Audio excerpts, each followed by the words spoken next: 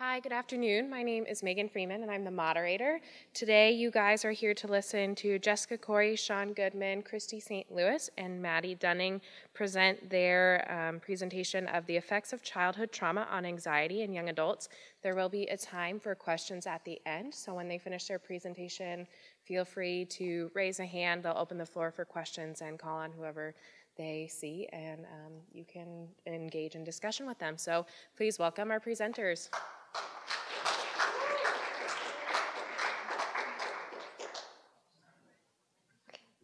Hi, everyone. We just want to say thank you so much for coming out. We're so thrilled to see you. Because our topic is very sensitive, we want to ask you if you'll join us in prayer before we begin. So if you'll bow your heads with me. Dear Father God, thank you so much for giving us this opportunity to further investigate this topic. We come to you as one body, and we pray that you would just uplift these participants who filled out our applications and our surveys, and we just pray that you would just fill them with your love and give them peace. And we also pray over the individuals in the audience right now too, as they may have also gone through trauma in their past. And we just pray that your peace and your presence would just be with us as we discuss this topic. And in your holy and precious name, Jesus, amen. Well, thank you guys for coming out to hear our talk. My name is Jessica. This is Sean, Kristy, and Maddie. And we just really want to thank you for coming, and thank you for anyone who helped us get to this point in our research by taking our survey. We also want to give a special thank you to our research advisor, Dr. Angie McDonald. She guided us through this entire process and has been there with us every step of the way. And so we just want to present these flowers to her and thank you. So the title of our research study is The Effects of Childhood Trauma on Anxiety in Young Adults. We kind of came to this conclusion in this study by, back in August, we came into a research practicum class together, and we didn't really know what we were getting ourselves into. 7 months later, and a lot of hard work, here we are, really good friends, and have learned and really feel passionate about this topic. Our vision behind this research kind of started as I kind of wanted to study trauma in childhood, and Maddie kind of wanted to study anxiety, so we were like, yeah, okay, let's do it. And that's kind of where we got this question: does childhood trauma affect anxiety in young adults? And from that, our vision kind of grew to a passion for advocacy for the future, for what this study could bring. It could bring more research, and it could bring just a understanding of what childhood trauma is and what anxiety is. And we looked around and we saw that our fellow peers and our college mates all struggle with anxiety. It's a big problem. And so we kind of want to get to the root problem of that by studying trauma. So with that in mind, does distress from trauma actually affect anxiety in young adults? Well, our hypothesis, as you can imagine, was yes, childhood trauma does in fact affect anxiety in young adults. So,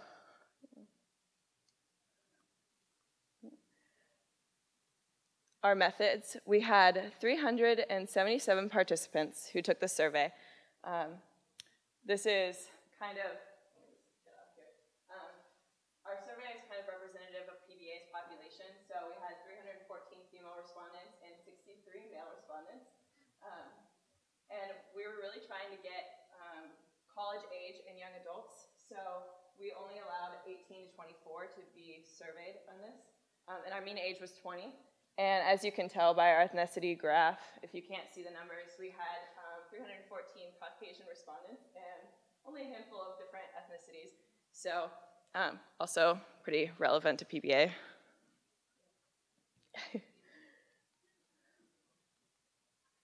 So our variables that we were studying, our independent variable is traumatic distress. Childhood trauma is widely defined as an adverse experience before the age of 18 that causes an intense emotional response. And this is kind of a wide definition. It brings in any experience someone may have had any kind of distress from. And it's pretty subjective for the person. If you've experienced something and it caused you distress, it may not have caused distress by someone else who experienced the same thing. And our two dependent variables are state anxiety and trait anxiety. And we split this up just to get a greater feel of what anxiety was like in our population. State anxiety is anxiety that describes the experience of an unpleasant feelings when confronted with a specific trial or situation. This is a very situational anxiety. If you have ever taken an exam and gotten anxiety before it, you've experienced state anxiety. Trait anxiety is, it reflects the individual difference between people and their type of anxiety. So if you characteristically find yourself being anxious more often, and it doesn't matter the situation, you just feel anxious, that's more of what trait anxiety is. It's more pervasive throughout your life, and it depends on your characteristic. So how did we measure this? We designed a survey off of the state trait anxiety inventory and the childhood trauma questionnaire. We modified it to fit our population. These are both very reliable tests that are used in a lot of different psychology tests. Our participants were asked a total of 62 items. 30 of them were assessing anxiety and 32 of them were assessing trauma. And our scale was 0 to 4 for trauma questions, 0 being no distress was perceived, and 4 being severe distress. And we asked, those were the 32 questions, just specific types of traumatic disorder or traumatic experiences. And then pertaining to anxiety, we measured on a scale of 1 to 5, 1 being almost no anxiety and 5 being almost always anxiety.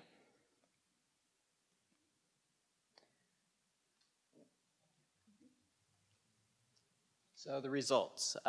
What do the scores represent? Well, first of all, state and trait anxiety were both measured separately. They had a minimum score of 15 and a maximum score of 75. The trauma portion, a score of 0 represented no adverse childhood experiences, and any score above 0 indicated some amount of distress caused by an adverse experience. So as you can see from the numbers up here, childhood trauma was positively correlated with trait anxiety and state anxiety, and a strong positive correlation exists between trait and state anxiety. This graph here shows you that the mean score for state anxiety is much higher for those who have high trauma than it is for low trauma, and the difference between those means is very significant. And again, for trait anxiety, the high trauma trait anxiety score is much higher than the low trauma trait anxiety score. At the end of our survey, we asked a question regarding counseling. We asked the participants to indicate whether or not they had received counseling. Research shows that the effects of adverse childhood experiences do not always immediately follow the traumatic event, so the symptoms may manifest themselves later in life, which is what this study is kind of all about. The data showed that those who experienced high levels of trauma often indicated that they received counseling. However, the data also showed that those who answered yes to receiving counseling were more likely to have a higher level of anxiety. Again, the graphs here show that those who said yes to receiving counseling have a higher state anxiety than those who said no to receiving counseling. And for trait anxiety, those who said yes to receiving counseling had higher anxiety than those who said no. All right.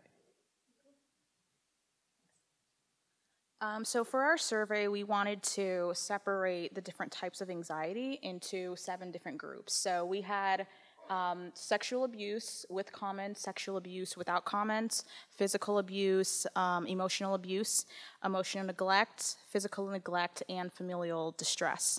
So I know you guys might be wondering, okay, why are there 2 different sections for sexual abuse? Well, there's one with comments and one without comments because we kind of got into a debate and we weren't sure if we would consider sexual comments as a form of traumatic abuse or sexual abuse. So we decided, you know what, let's just go ahead and make one category sexual abuse without comments and then one with comments, and see maybe if there's any significant difference in that. So we actually found that regardless of whether it was sexual abuse with comments or without, both of them had significant level of effects on state or trait anxiety. So the first one is sexual abuse without comments. So this is the bigger umbrella of what sexual abuse would determine. So that would be unwanted sexual activity and behavior by a person towards another. That includes forceful sexual contact, threats, sexual touching, exhibitionism, unwanted sexual advances, physical conduct of any sexual nature. So what we found is that the prevalence was 24%. So 24% of our participants reported a level of significant traumatic distress, and 76% said no distress. So that's 14% of males in our survey and 29% of females. So this showed significant correlation between state and trait anxiety. The next one was including sexual comments. So once again, everything that was already in sexual abuse is added to this, except we're also including verbal acts. So we had used a survey that the APA had done with high school students, so again, under the age of 18. So high school would be from 14 to 18.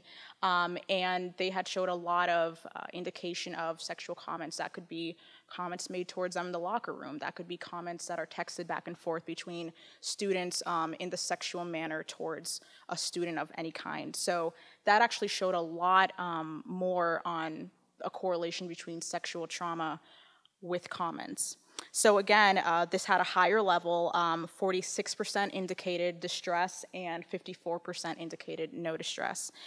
So that's 22% of the males in our survey and 51% of females. So once again, this correlated heavily with state and trait anxiety. The third category was emotional abuse. So that can be defined as a pattern of behavior that impairs a child's emotional development or sense of self-worth. So this can include constant criticism, this can include threats or rejection of someone under the age of 18. So once again, this revealed 81%. So 81% of our participants indicated traumatic distress from emotional abuse, and 19% indicated no distress. So that's 76% of the males, and that's 82% of females in our survey. So this correlated strongly with state and trait anxiety.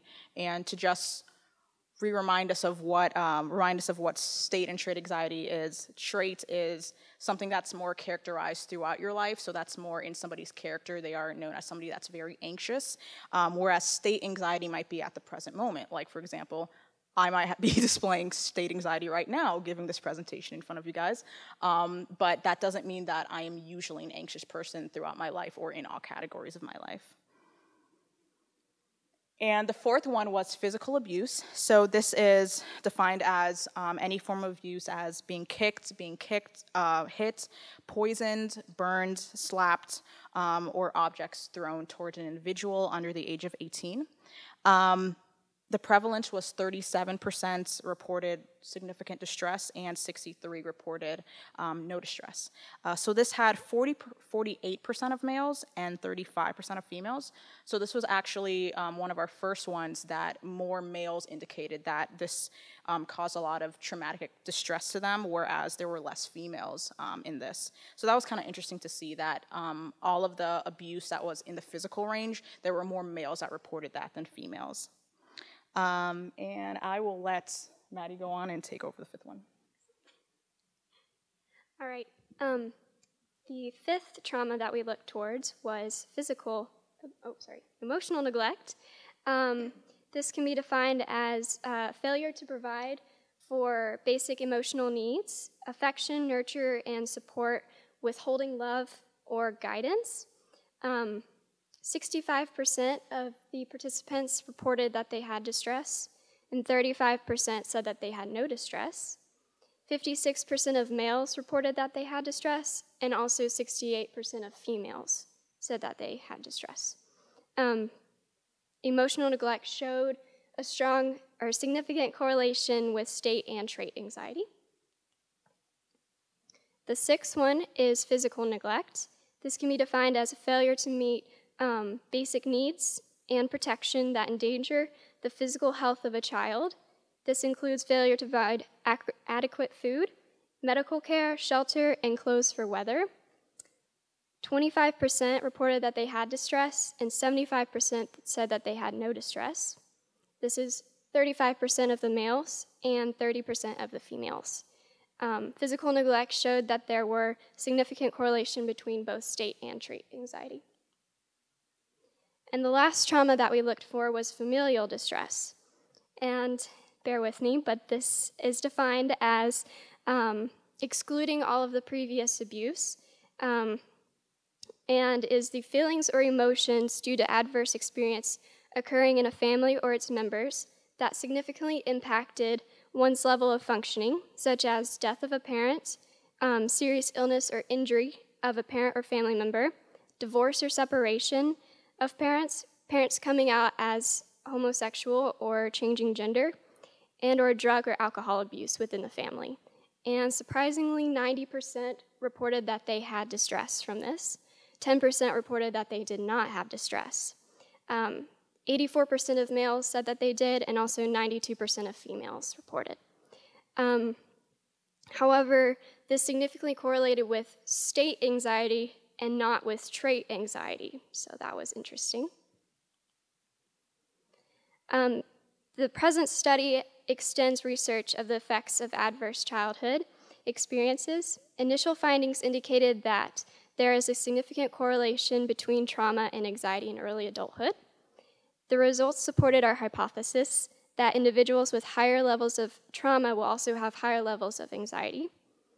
The implications of this study reveals much needed research. The research also shows that adverse childhood experiences are prevalent in a Christian community, and that each of the dimensions are strongly correlated with each other, meaning that if someone had higher levels of physical abuse, then their tendency is more likely that they'll have a different form of abuse as well.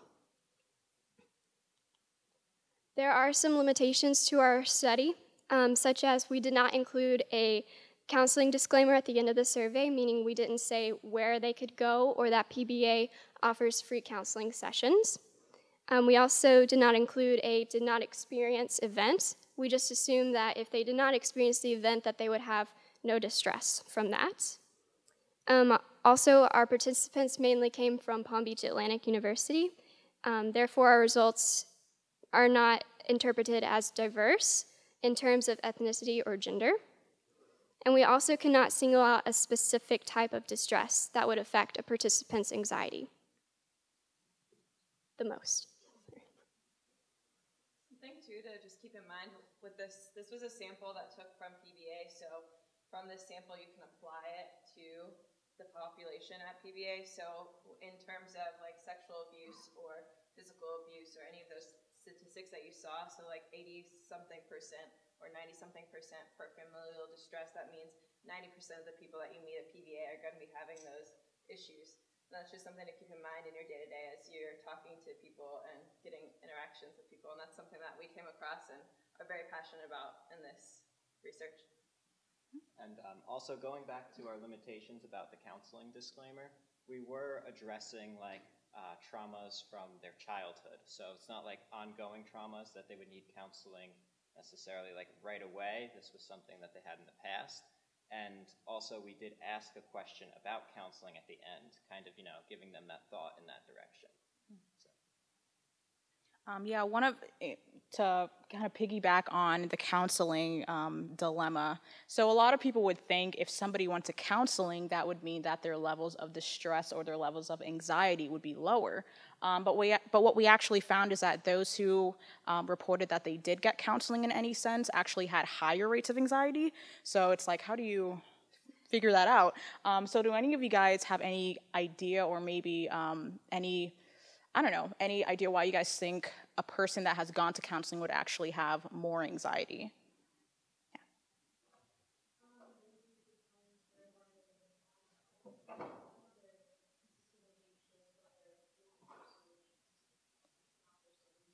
Okay, that's a good one.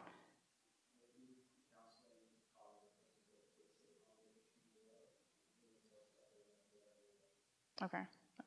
Yeah.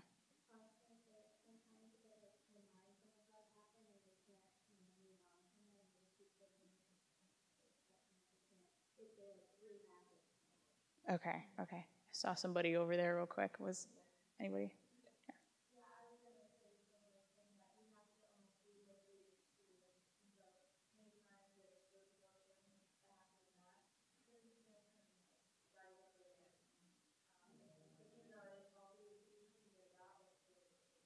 Okay.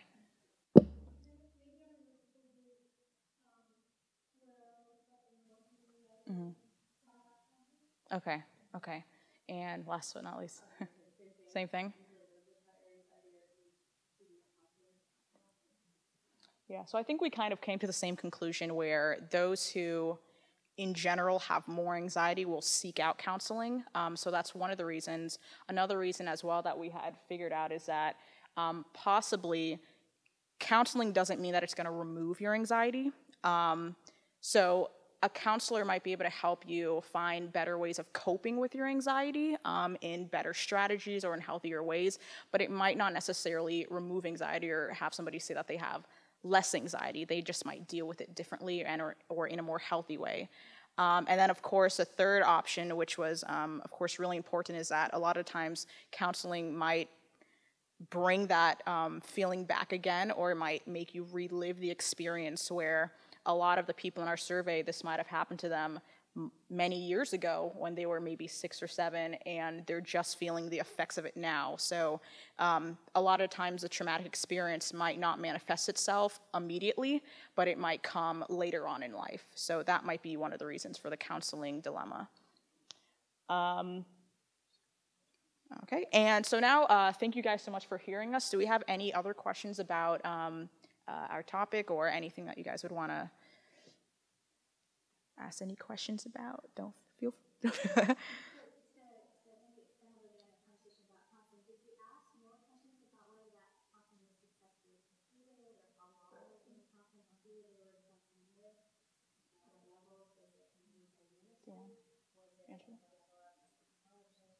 So mostly we had that question at the end just as an indicator, like, did you receive counseling or not? And that's as far as we went with that. That wasn't like the direction of our research necessarily.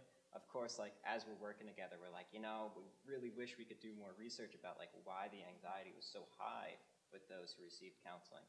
And we wanted to go deeper into that, but maybe next time. Do you by any chance also question like how often do you think about your test or what do you think about your test? We didn't do any fill in the blank. It was all just no stress or some trauma, no trauma. That would be really interesting though. Yeah. Was there any way to indicate what kind of stress amongst the categories it was, or what kind of trauma, I mean? So obviously that's a pretty wide umbrella. If you say sexual trauma, was there a way to indicate what that was, or like how far down the spectrum it was, or anything? Yeah, so for the trauma questions, we had like a list of like traumas, like was touched like sexually or something like that.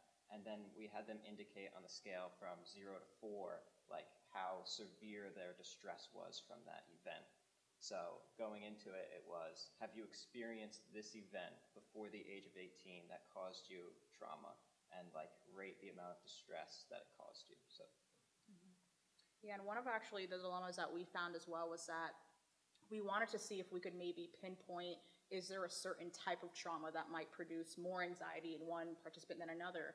And what we found is that it's very difficult to figure that out because distress is so subjective. So somebody that might have had trauma from, I don't know, in another survey we had a student that in the APA research, there was a high schooler that reported that they've had sexual comments made towards them and that gave them a lot of trauma.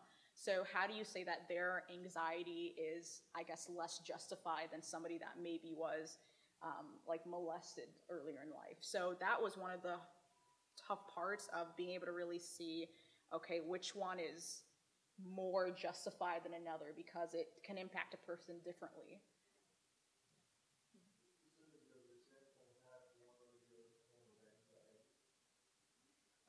What do you mean? Sorry.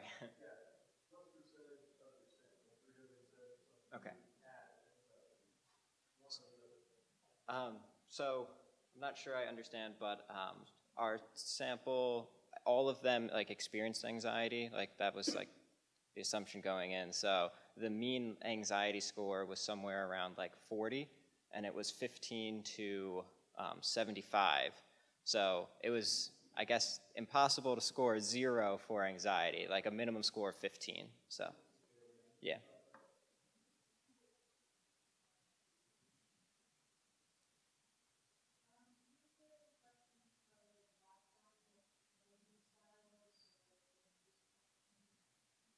We did not include anything about religious background because we were trying to tease out a way to do that, but some Christianity may mean something different to someone as opposed to a different person, so there's no way for us to get a solidified response for that, so we left that one out. And then what was the other? We also didn't include, like, we did a demographic section, so we asked about age, ethnicity, gender, Socioeconomic. but we didn't ask about like parenting styles. We just asked like their relationship, if they were divorced or separated or together. Now, again, within the like familial distress category, like there was questions regarding like parents abuse drugs or alcohol and stuff along that line. So we did kind of get into like how the parents like behaved, I guess. Yeah. Surprisingly, no. No, Yeah. we actually did not. We sent out our email to all of PBA, and we also each posted it on our Facebooks to get other students, but The majority came from PBA, like the Yes. vast majority came from PBA, so yeah. I think in total we had almost 500 people respond, but 377 useful Yeah, surveys. 377 completed it. Yeah. It was a little it was bit. a little long. Yeah. That's true. Yeah. Yes. So do you want to make some statements then too, knowing that, you know, the larger population of PBA is 2,000 students, and we're getting more than 300,000, only 377 participants. And you're making some statements that 90% of the survey experience something. How are we going to say that 90% of people see 3,000 on campus? Nobody else might be prepared to. Yeah, I mean, there's definitely limitations there because we don't have a large sample population that we took, but as far, and obviously we saw that there was ethnicity issues and like we've had majority female respondents, so with that limited of a study, so some of the questions only affected, say, a handful of people that actually took the study or took the survey, so that is a limitation, and we can't, I mean, when we say it applies to the population, we take that with a grain of salt, but as much And as with like surveys in general, I think you always kind of have to like question, like, is this really representative? And yeah, I think we did get 377, mostly from PBA. So I mean, we could potentially say it may represent the PBA campus as a whole. this would need replicated a couple more Yeah. times and definitely have a lot more respondents to be able to definitely say that, but And of course, there's always the fact that it was an anxiety survey, so people that already deal with that may be more drawn towards taking a survey of that nature, whereas somebody that has never really experienced anxiety will be like, that's not really for me, I don't need to take that. So we kind of wish we had a little bit more of a general More category. random sample. Yeah, more random sample. Yeah. yeah, I'm sure there was some selection bias. Do we mention how anxiety was first? So in the survey, I'm sorry, I wasn't sure if we already mentioned it, but the anxiety questions were before the trauma questions because we didn't want to contaminate the results. Whereas if we put trauma first, then that would have caused higher levels of anxiety. Potentially. Yeah. Yes. Any other questions? Two of our presenters are